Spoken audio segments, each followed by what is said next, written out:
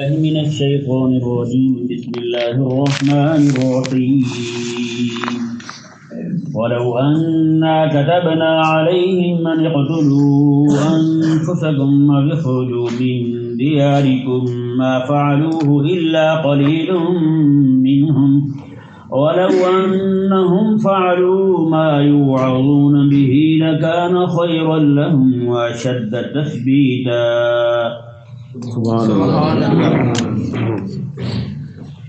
اس آیت مبارکہ کا تعلق بھی پچھلے مضمون کے ساتھ ہے جو 3 دن سے چل رہا ہے۔ اللہ تبارک و تعالی نے ارشاد فرمایا کہ ہم نے تو تمہیں احکام مقصودہ کے طور پر انتہائی ہلکے انتہائی آسان احکامات دیے ہیں۔ اگر احکام مقصودہ میں ہم تم پر یہ لازم کر دیتے کہ تم اپنے آپ کو قتل کرو اور اپنے گھروں سے نکل جاؤ، اگر یہ احکام مقصودہ کے طور پر ہوتا کہ تم اپنے آپ کو قتل کر دو، اپنے رشتہ داروں کو قتل کرو، جیسے جان دینی اللہ تبارک و تعالیٰ کے بارگاہ میں جیسے ہم پر لازم ہے قربانی کرنا، اللہ تبارک و تعالیٰ نے ارشاد فرمایا اگر ہم یہی احکام مقصودہ کے طور پر لازم کر دیتے تم پر تو تم میں سے بہت کم لوگ ہی ہوتے جو ہمارا حکم مانتے، باقی سارے اپنی مجبوریاں ظاہر کرتے، کوئی کچھ کہتا ہے کوئی کچھ کہتا ہے۔ جیسے جہاد ہے، ہجرت ہے، جی جہاد میں چونکہ بندہ قتل ہوتا ہے، کرتا بھی ہے ہوتا بھی ہے، اور دوسرا ہجرت ہے، ہجرت میں گھر چھوڑنا پڑتا ہے اور جہاد میں اپنی جان دینی پڑتی ہے، یہ دونوں احکام مقصودہ میں نہیں ہیں۔ ہجرت سے مقصود ایمان بچانا ہے اپنا، ہے جی، اور جہاد سے مقصود جو ہے وہ اللہ تبارک و تعالیٰ کے دین کو اونچا کرنا ہے۔ مقصود وہاں پر وہ ہیں، ہجرت سے مقصود اپنا ایمان بچانا ہے، یہ جہاں جہاں بندہ مومن کے ایمان کو خطرہ ہوگا وہاں سے اسے ہجرت کرنے کی ضرورت ہوگی، ہجرت کرنے کی ضرورت ہوگی۔ وہاں حکم مقصود جو ہے وہ ہے ایمان بچانا، جی مکہ مکرمہ سے جو اہل ایمان نے ہجرت کی تھی وہ اسی لیے ہجرت کی تھی کہ ان کے ایمان کو خطرہ تھا، ان کے ایمان کو خطرہ تھا۔ تو آج جو ہے مولوی پیر کمپرومائز کر جاتے ہیں، سمجھوتا کر جاتے ہیں، مزار بچ جائے، مسجد بچ جائے، مدرسہ بچ جائے، لیکن امام الانبیاء صلی اللہ علیہ وسلم نے جب دیکھا کہ اہل ایمان کے ایمان کو خطرہ ہے، آقا علیہ السلام نے تو ام المساجد نکاح ہی چھوڑ دیا۔ نہیں سمجھ آیا مسئلہ؟ ثابت یہ ہوتا ہے کہ یہ چیزیں ساری دین کے لیے ہیں، دین ان کے لیے نہیں۔ کہ نہیں سمجھ آیا مسئلہ؟ یہ ساری چیزیں دین کے لیے، دین ان کے لیے نہیں ہے۔ کوئی مثال کے طور پہ مجھے کہیے آپ یہاں پہ امام لگے رہے ہیں زندگی ساری، آپ کو نہیں ہٹائیں گے، لیکن آپ یہاں پہ قرآن کا درس بند کر دیں، دین بیان نہ کریں، یا آپ کلمہ چھوڑ دیں، تو بتائیں میں کلمہ رکھوں یا مسجد رکھوں؟ کلمہ رکھوں گا نا، مسجد چھوڑ دوں گا میں۔ تو یہی آقا علیہ السلام نے ہمیں بتایا ہے۔ تو احکام مقصودہ جو ہے نا، حکم مقصود ہجرت سے اور جہاد سے رب تعالیٰ کے دین کو اونچا کرنا ہے، رب تعالیٰ کا کلمہ بلند ہو جائے، اور ہجرت سے مقصود ایمان کی حفاظت ہے۔ ٹھیک ہے جی، یہ جہاں جہاں بھی ہوگا، یعنی اللہ تعالیٰ کے کلمے کے بلند کرنے کی ضرورت ہوگی، جہاد وہاں بھی لازم ہو جائے گا، اور جہاں پہ بندے کے ایمان کو خطرہ ہوگا وہاں پہ بھی ہجرت لازم ہو جائے گی۔ سمجھ آ گیا مسئلہ جی؟ اللہ تبارک و تعالیٰ نے ارشاد فرمایا، یہاں پہ 2 چیزیں بیان فرمائی۔ ایک ہے وَلَوْ أَنَّا كَتَبْنَا عَلَيْهِمْ أَنِ اقْتُلُوا أَنفُسَكُمْ، اللہ تعالیٰ نے فرمایا اگر ہم لکھ دیتے، یعنی فرض کر دیتے تم پر کہ أَنِ اقْتُلُوا أَنفُسَكُمْ کہ اپنے آپ کو قتل کرو، یعنی کہ مجھے راضی کرنے کے لیے خودکشی کر لو، مجھے راضی کرنے کے لیے جناب اپنے رشتہ داروں کو مارو، تو رب تبارک و تعالیٰ نے ارشاد فرمایا اب اخرجوا من دیارکم، یا پھر ہم یہ کہہ دیتے کہ تم اپنے گھروں سے نکل جاؤ، اپنے گھروں سے نکل جاؤ، ہجرت کر جاؤ، اپنے گھر کو چھوڑ دو، بار کو چھوڑ دو، جتنے تمہارے کھیت پہلیاں ہیں ان کو چھوڑ دو۔ رب تبارک و تعالیٰ نے ارشاد فرمایا ما فعلوه الا قلیل منهم، تو ان میں سے بہت کم لوگ یہ کام کرتے ہیں، بہت کم لوگ یہ کام کرتے، باقی سارے ہیلے بہانے ڈھونڈتے رہتے ہیں جی۔ اب ذرا دیکھیں اللہ تبارک و تعالیٰ نے جو ارشاد فرمایا کہ تھوڑے لوگ یہ کرتے باقی نہ کرتے، ہیں جی، وہ تھوڑے لوگوں میں کریم آقا علیہ السلام کے سارے صحابہ شامل ہیں، سارے صحابہ انہی میں شامل ہیں جی۔ سارے صحابہ انہیں میں شامل ہیں. جنہوں نے انکار کیا تھا وہ منافقین تھے. احد جاتے ہوئے واپس آ گئے. بدر جاتے ہوئے بدر تو ان کو دعوت نہیں دی گئی تھی کسی کو. جی باقی معاملات جو ہیں جتنی بھی جنگیں ہوئی ہیں ساری جنگوں میں جاتے ہوئے واپس مڑاتے تھے. یہ حال تھا ان کا.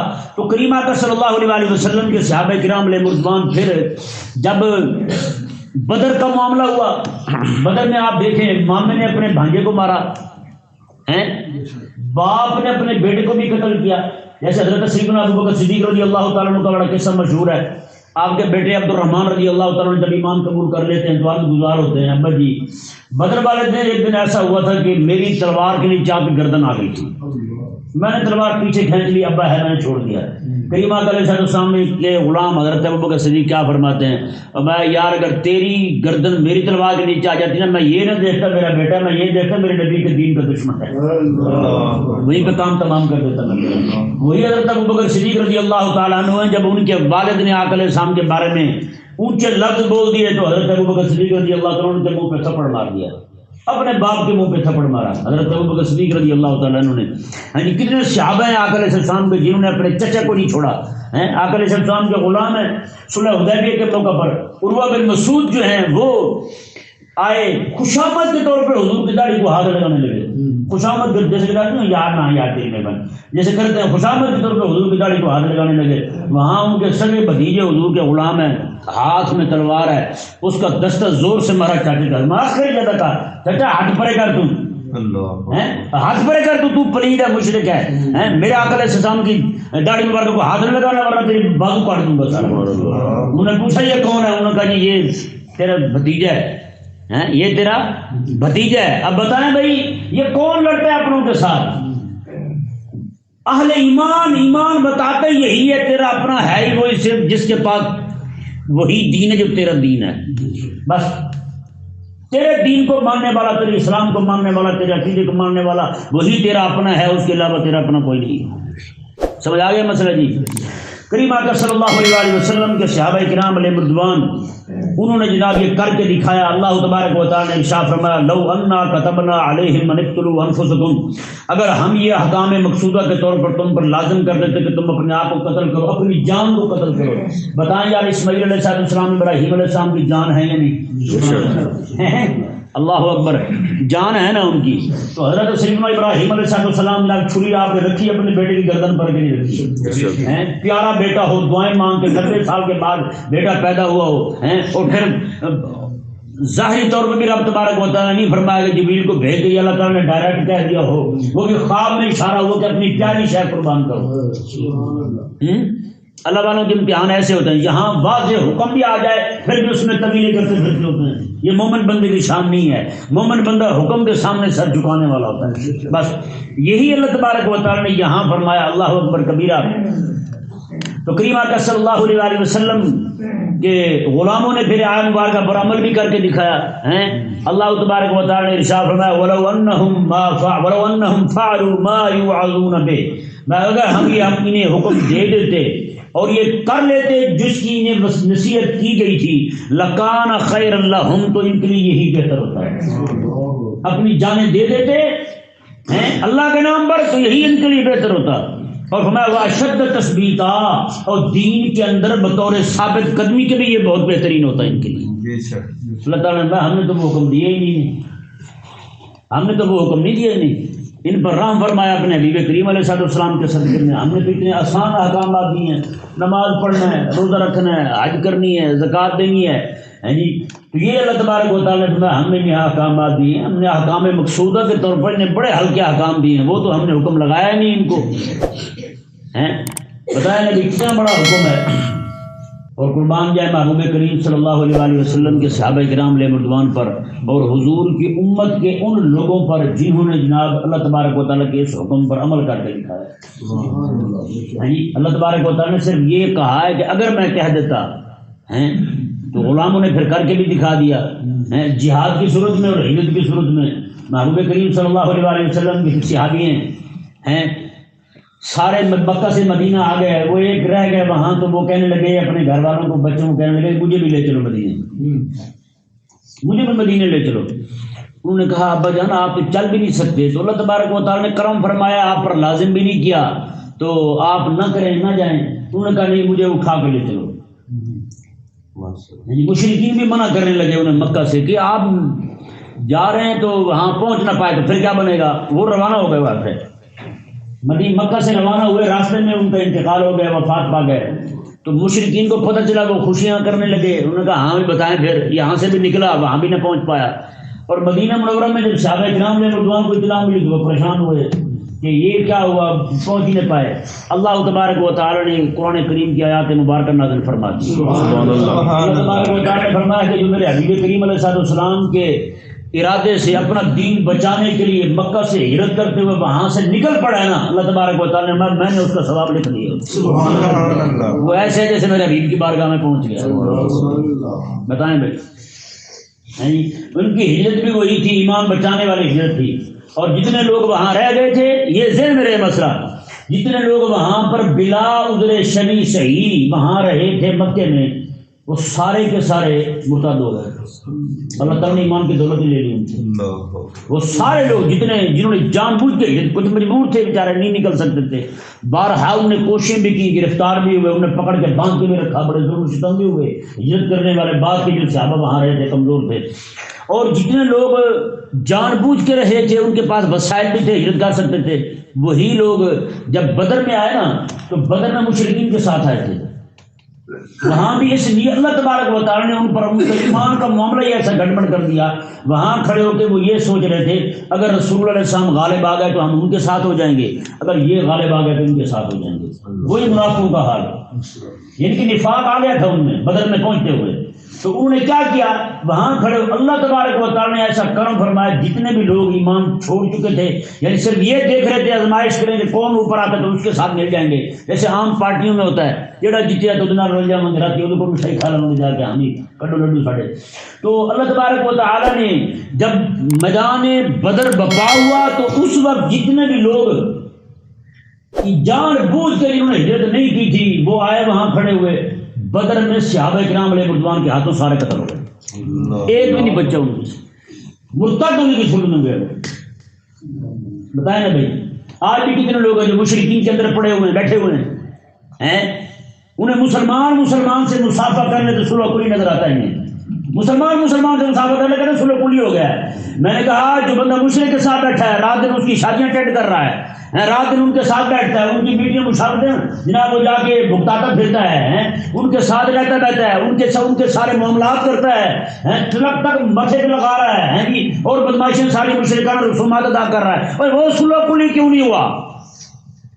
اس نے شرک کے ساتھ صلح کی ہوئی ہے، تم نے کفر کی حکومت کے ساتھ صلح کی ہوئی ہے، تم نے شرک کی حکومت کے ساتھ صلح کی ہوئی ہے، تم نے طاغوت کے نظام کے ساتھ صلح کی ہوئی ہے، وہ صلح کلی نہیں ہے۔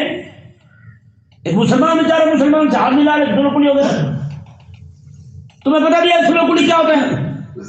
جس فلاں کو دیکھو جناب یہی نعرہ لگاتے پھرتا ہے صلح کلی ہو گئے، صلح کلی ہو گئے، یہ فلانا ہو گیا، یہ ڈھمکانا ہو گیا۔ اور کس نے تمہیں یہ حکم دیا ہے، اجازت دی ہے تمہیں کہ تم جناب لوگوں کے دلوں کو فیصلہ کرتے پھرو؟ کہ نہیں سمجھ آیا مسئلہ؟ ایسے چار چپاڑے لپاڑے لوگ ہی رہ گئے ہیں بس۔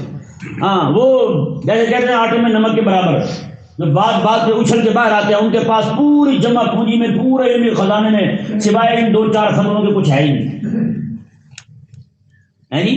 اہل اسلام کے ساتھ صلح ہوتی نہ تکلیف ہو جائے، اور اہل کفر جو ہیں، اہل طاغوت جو ہیں، یہ رب تبارک و تعالیٰ نے قرآن کریم میں طاغوت کہا ہے، آپ پرسوں 3-4 دن پہلے آپ پڑھ چکے ہیں، کعب بن اشرف کو رب تبارک و تعالیٰ نے طاغوت فرمایا ہے۔ آج بھی جہاں جہاں رب تبارک و تعالیٰ اور اس کے حبیب کریم علیہ السلام کے فیصلے کو چھوڑ کر کسی اور کی طرف فیصلہ لے جایا جائے گا وہ طاغوت ہوگا۔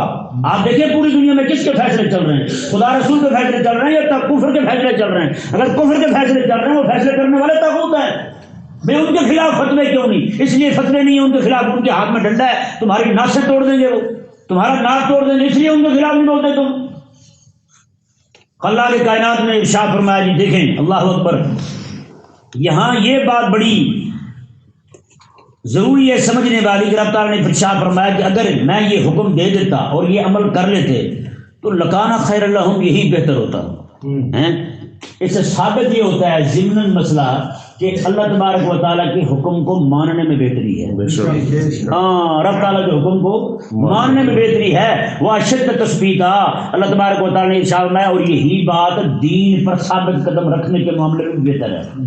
ہاں، رب تبارک و تعالیٰ کے حکم کو بڑا جانے بندہ، بس رب تعالیٰ کا حکم بڑا ہے، اس حکم کو بڑا جانے بندہ اور اسی پر عمل کرتا رہے تو اللہ تبارک و تعالیٰ اپنا فضل فرمائے گا. اور آگے اللہ تبارک و تعالیٰ نے کیا ارشاد فرمایا، وَإِذَا لَآتَيْنَاهُم مِّن لَّدُنَّا أَجْرًا عَظِيمًا، اللہ تعالیٰ نے ارشاد فرمایا اور ہم انہیں اپنے پاس سے بہت بڑا اجر بھی عطا فرمائیں گے.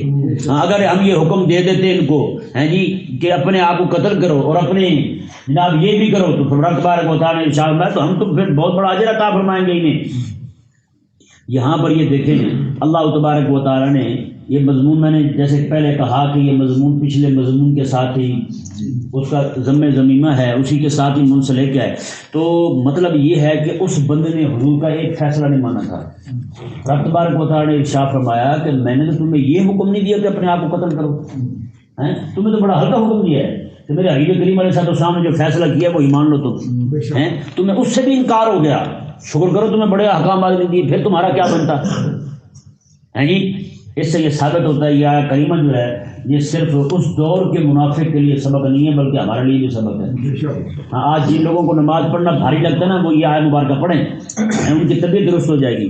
آج جن لوگوں کو صرف زکوٰۃ دینا اوکھا لگتا ہے نا، مشکل لگتا ہے، وہ یہ آیت مبارکہ پڑھیں جو جس میں رب تبارک و تعالیٰ نے فرمایا کہ ہم تمہیں اگر کہہ دیتے کہ اپنے گھروں سے نکل جاؤ تو پورا گھر کون چھوڑتا ہے. یہاں آدھے گھنٹے کے لیے لوگ گھر نہیں چھوڑتے اپنا، نماز پڑھنے کے لیے نکلنے لگے تو پہلے مرشد سے اجازت لیتے ہیں، مرشد اجازت ہو تو پھر بتائیں، مرشد اجازت دے تو پھر مسجد کے لیے نکلتے ہیں بیچارے. تو وہ لوگ جو ہیں بیچارے رب تبارک و تعالیٰ کے لیے اپنا گھر کیسے چھوڑتے ہیں بتائیں. آج تو کہیں چلے جائیں ہمارے لیے رہنا مشکل ہو جاتا ہے. اللہ کے کائنات نے ارشاد فرمایا جی دیکھیں آگے اسی مضمون کو، وَلَهَدَيْنَاهُمْ صِرَاطًا مُسْتَقِيمًا، اور ہم ضرور بھی ضرور انہیں سیدھے راہ کی طرف رہنمائی کرتے.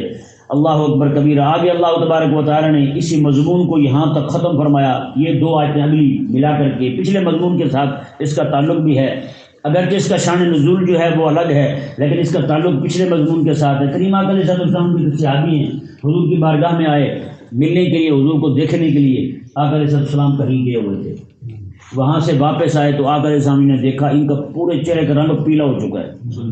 آقا علیہ السلام نے میں خیر تو ہے تجھے کوئی پریشانی ہے اور بیماری تو نہیں ہے؟ کہتے ہیں حضور پر بیماری تو نہیں ہے، پریشانی ضرور ہے. میں کہ وہ کیا ہے؟ کہتے ہیں یا رسول اللہ گھر بیٹھا ہوتا ہوں آپ کی یاد آتی ہے تو گھر سے بھاگ کے آتا ہوں آپ کو دیکھنے کے لیے. یہاں آیا تو یہاں آپ مجھے ملے نہیں تو میرے دل میں ایک عجیب سی پریشانی لاحق ہو گئی کہ قیامت والا جب دن ہوگا تو اس دن تو آپ انبیاء کے ساتھ ہوں گے، میں ہوں گا چھوٹے غلاموں کے ساتھ، تو حضور وہاں آپ کو دیکھنے کا دل چاہے گا تو وہاں میں غریب کیا کروں گا، وہاں کیا کروں گا میں. اللہ اکبر. کیا یار محبت ہے، یا کاش یہ محبت ہمیں حاصل ہو جائے. حضور کے شادی ہیں وہ شادی نہیں کروا رہے، حضور کے گھر کے باہر بیٹھے رہتے ہیں. آگے زمانے تو شادی کیوں نہیں کرواتا؟ کہتے ہیں حضور شادی کروا لینا تو پھر آپ کی نوکری سے دائیں بائیں ہونا پڑے گا، پھر بیوی کے بچوں کی فکر ہوگی. میں چاہتا ہوں کہ بس آپ کی خدمت کرتا ہوں. ایک حضور کے شادی میں بس سے نہیں پڑ رہے تھے، جیسے حضور آتے ہیں ایسے سامنے دیکھتے ہیں آقا علیہ السلام کو. آقا علیہ السلام صاحب تو گھر نہیں جاتا روٹی کھانے پینے کے لیے؟ کہتے ہیں حضور بھوک لگتی ہے پیاس لگتی ہے آپ کا انتظار کرتا ہوں، ہر شے ختم ہو جاتا ہے، نہ پھر بھوک رہتی ہے نہ پیاس رہتی ہے مجھے. جی اندازہ لگائیں یہ بارگاہ آقا علیہ السلام کی تو وہ پریشانیوں نے ظاہر کی تو اللہ تبارک و تعالیٰ نے یہ دو آیات کریمہ نازل فرمائی. اللہ اکبر. اللہ تعالیٰ نے ارشاد فرمایا من یطع اللہ والرسول، اور جو کوئی اطاعت کرے اللہ تعالیٰ کی اور اس کے رسول کی، فاولئک الذین انعم اللہ فاولئک مع الذین انعم اللہ علیہم، میں یہ انہی کے ساتھ ہوں گے جن پر اللہ تعالیٰ نے انعام کیا ہے. اطاعت کرنے والے، اللہ کی اور اس کے رسول کی اطاعت کرنے والے ہیں جی. یہاں پر خطاب تنبیہ کی جا رہی ہے منافقوں کو بھی، جو خدا تعالیٰ کے احکامات پر عمل نہیں کرتے انہیں بھی تنبیہ کی جا رہی ہے، اور ساتھ اہل ایمان کو خوشخبری بھی دی جا رہی ہے جی. وہ کیا ہے جی؟ اللہ تعالیٰ نے ارشاد میں جو اطاعت کرتے ہیں اللہ تعالیٰ کی اور اس کے رسول کی، میں یہی ہیں وہ لوگ جو ان کے ساتھ ہوں گے جن پر اللہ نے انعام کیا ہے. انعام کن پر ہوا ہے؟ من النبیین، انبیاء پر، صدیقین اور صدیقوں پر، والشہداء اور شہیدوں پر، والصالحین اور نیکوں پر. یہ چار درجے اللہ تبارک و تعالیٰ نے بیان فرمائے. 4 عہدے اور 4 مناصب اللہ تبارک و تعالیٰ نے بیان فرمائے جن پر اللہ تبارک و تعالیٰ نے انعام فرمایا ہے. پہلا درجہ انبیاء کا، پھر صدیقین کا، پھر شہداء کا، پھر صالحین کا. ٹھیک ہے جی. اب یہ آیہ مبارکہ صالحین کا لفظ جو ہے یہ ظاہر کر رہا ہے کہ کیونکہ اللہ تبارک و تعالیٰ نے جو فرمایا اللہ تعالیٰ اور اس کے رسول کی اطاعت کرے بندہ، اللہ تعالیٰ اور اس کے رسول کی اطاعت کرے، اور کلی طور پر اطاعت کر رہا ہے بندہ، تو وہ تو خود صالح ہو گیا. نہیں سمجھ آیا مسئلہ؟ وہ تو خود صالحین میں سے ہو گیا. سمجھ آ رہا ہے مسئلہ؟ ہر ایک حکم میں جو اللہ تعالیٰ اور اس کے حبیب کی اطاعت کر رہا ہے بندہ، وہ تو خود صالحین میں سے ہو گیا. یہاں جو اللہ تبارک و تعالیٰ نے ارشاد فرمایا ہے کہ جو بندہ اللہ تعالیٰ اور اس کے رسول کی اطاعت کرے تو وہ قیامت والے دن ان کے ساتھ ہوگا، تو وہ تو خود صالح ہے، وہ تو خود نیک ہے. تو اس کے ساتھ تو اور لگائے جائیں جو گنہگار ہیں. پھر اس آیت کریمہ کا مطلب کیا ہے؟ اس آیت کریمہ کا مطلب یہ ہے اللہ تبارک و تعالیٰ نے ارشاد فرمایا کہ من یطع اللہ والرسول، جو کوئی بندہ حتی الوسع کوشش کرے، وسعت کے مطابق جتنا ہو سکے کوشش کرے اللہ رسول کی اطاعت کی، لیکن کبھی کبھی اس سے گناہ بھی ہو جائیں. ایسا بندہ جس سے کبھی کبھی گناہ ہو جائیں، یہ بندہ اللہ تبارک و تعالیٰ اور اس کے حبیب کریم علیہ السلام کی محبت کے صدقے میں اور شہیدوں، صدیقوں اور نیکوں کی محبت کے صدقے میں اللہ تبارک و تعالیٰ اس کو بھی انہی کے ساتھ کر دے. سبحان اللہ. یہ کیا مطلب ہے انہی کے ساتھ ہوا؟ آقا علیہ السلام کی بارگاہ میں یہ سوال ہوا، یا رسول اللہ صلی اللہ علیہ وسلم، ایک بندہ ہے وہ کسی قوم کے ساتھ محبت کرتا ہے لیکن اس کے عمل ان جیسے نہیں ہیں، اگر اس کے عمل ان جیسے نہیں ہیں تو کریم آقا علیہ السلام المرء مع من احب، بندہ جو ہے نا قیامت والے دن اپنے محبوبوں کے ساتھ ہی ہوگا. ان کے ساتھ محبت کرتا ہوں ان کے ساتھ ہوگا. حضور کے صحابہ فرماتے ہیں اسلام لانے کے بعد ہمیں سب سے بڑی خوشخبری جس بات سے ہوئی نا وہ اس آیت کریمہ سے ہوئی، حضور کے فرمان سے ہوئی کہ ہمیں یہ جیسے آج ہم دنیا میں کریم آقا علیہ السلام کی بارگاہ میں حاضر رہتے ہیں، قیامت والا دن بھی اللہ تبارک و تعالیٰ یہ شرف ہمیں عطا فرمائے گا حضور کا دیدار کرتے ہیں. اندازہ لگائیں کتنا بڑا مقام ہے، کتنی بڑی شان ہے محبوب کریم صلی اللہ علیہ وسلم کے صحابہ کرام علیہ مردوان کی. اور آقا علیہ السلام کے غلام حضرت انس رضی اللہ تعالیٰ عنہ، آپ تو یہاں تک ارشاد فرماتے تھے کہ میں آقا علیہ السلام سے بھی محبت کرتا ہوں اور ابو بکر اور عمر سے بھی محبت کرتا ہوں، گو کہ میرے اعمال ان جیسے نہیں ہیں لیکن حضور کا فرمان ہے جو ان سے محبت کرے انہی کے ساتھ ہوگا. سبحان اللہ. وہ حدیث شریف ہے نا، کریم آقا صلی اللہ علیہ وسلم نے ارشاد فرمایا کہ کہیں پہ اللہ تعالیٰ کے فرشتے جو ہیں وہ آسمان سے نازل ہوتے ہیں، وہ زمین پر آ کے ڈھونڈتے ہیں ایسی جماعت کو جو اللہ تعالیٰ کا ذکر کر رہی ہے، دینی حق کی باتیں بیان کر رہے ہوں، سن رہے ہوں، سنا رہے ہوں، ایسے پورے مجموعوں کو ڈھونڈتے ہیں. تو کریم آقا علیہ السلام نے ارشاد فرمایا کہ وہ آ کر کے اس مجمع کو اپنے رحمت کے پروں کے ساتھ ڈھانپ لیتے ہیں، اس طرح ڈھانپ لیتے ہیں. اور حضور فرماتے ہیں اتنے فرشتے آتے ہیں اس مجمع کو ڈھانپتے ہیں کہ وہ آسمان تک پہنچ جاتے ہیں. اتنے فرشتے رحمت کے پروں کے ساتھ اس مجلس کو ڈھانپ لیتے ہیں اور ذکر سنتے ہیں رب تبارک و تعالیٰ ان سے، اللہ تعالیٰ کے ذکر کا، رب تبارک و تعالیٰ کا ذکر ان سے سنتے ہیں. جب اللہ تعالیٰ کی بارگاہ میں حاضر ہوتے ہیں، صبح کے فرشتے ہوں تو شام کو جائیں گے، شام کے ہوں تو صبح کو جائیں گے. اللہ تبارک و تعالیٰ باوجود علم کے رب فرماتا ہے ملائکہ کیا دیکھ کے آئے ہو؟ وہ کہتے ہیں مولا ایک جگہ بیٹھے بندے نے تیرا ذکر کر رہے تھے، تیرا قرآن پڑھ رہے تھے، پڑھا رہے تھے، تیرا دین سیکھ رہے تھے، سکھا رہے تھے. اللہ تبارک و تعالیٰ ارشاد فرماتا ہے وہ کچھ مانگتے بھی تھے، کچھ مانگتے بھی تھے. وہ کہیں کہ مولا ہاں مانگ رہے تھے، وہ تیری جنت مانگتے تھے. اللہ تعالیٰ ارشاد فرماتا ہے وہ جنت دیکھی ہے انہوں نے، ان کا دیکھی تو نہیں ہے. اللہ تعالیٰ فرماتے ہیں اگر وہ دیکھ لے تو پھر کہتے ہیں مولا اگر دیکھ لے تو وہ اور زیادہ مانگے تم سے ہیں. تو اللہ تعالیٰ فرماتے ہیں کہ اور بھی کچھ کسی چیز سے بچنے کی بھی دعا کرتے تھے. وہ کہتے ہیں ہاں مولا جہنم سے بچنے کی دعا کرتے تھے. اللہ تعالیٰ نے فرمایا کہ جہنم دیکھی ہے انہوں نے کہا جی نہیں دیکھی. اللہ تعالیٰ ارشاد فرماتا ہے اگر وہ دیکھ لیں تو فرشتے عرض کرتے ہیں مولا اگر دیکھ لیں تو وہ تو اور زیادہ ڈریں جہنم سے. اللہ تعالیٰ فرماتا ہے پھر گواہ ہو جاؤ ملائکہ، تمہیں گواہ بنا کے کہتا ہوں جنت ان کے لیے واجب کر دی ہے، جہنم ان پہ حرام کر دی. فرشتے عرض کرتے ہیں یا اللہ ایک بندہ تھا ایسا جو گزر رہا تھا ایسے ہی بیٹھ گیا، اس کی تو نیت اور ارادہ نہیں تھا ایسا ان کے پاس بیٹھنے کا، وہ تو ایسے ہی بیٹھ گیا. ہوتا ہے نا آواز ہے جو بیٹھ تھوڑی دیر بیٹھ گیا ایسے ہی بیٹھ گیا. اللہ تبارک و تعالیٰ ارشاد فرماتا ہے میں کہ یہ وہ میرے بندے بیٹھے تھے، ان کے پاس بیٹھنے والا بندہ بھی بدبخت نہیں رہتا، میں نے اسے بھی نیک بخت کر دیا۔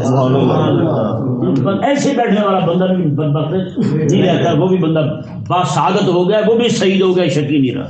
اب اندازہ لگائیں، یعنی کہ اہل اللہ کے پاس بیٹھنے کی، نیکوں کے پاس بیٹھنے کی، درس قرآن میں، درس حدیث میں، درس فقہ میں بیٹھنے کی فضیلت اور عظمت اور شان اس حدیث پاک سے واضح ہے۔ ایسے بیٹھ جانے والا بندہ تھوڑی دیر بیٹھ گیا، وہ بھی بندہ جو ہے نا وہ محروم نہیں رہتا، کیونکہ فرشتوں نے جو ڈھانپا ہے اسے، رب تبارک و تعالیٰ جب فرشتوں نے جب پورے مجمع کو ڈھانپا تو وہ بھی تو انہیں میں بیٹھا تھا۔ اللہ اکبر کبیرہ۔